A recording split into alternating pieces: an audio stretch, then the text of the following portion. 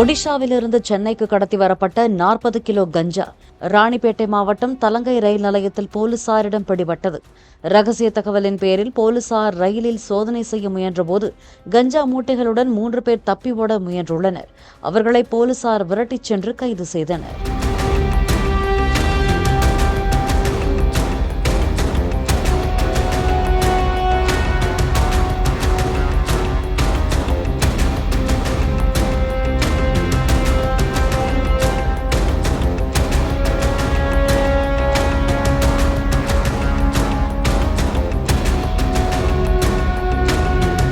Play store மற்றும் app ஸ்டோரில் இருந்து பாலிமர் செயலியை QR கோடு மூலம் பதிவிறக்கம் செய்யுங்கள்.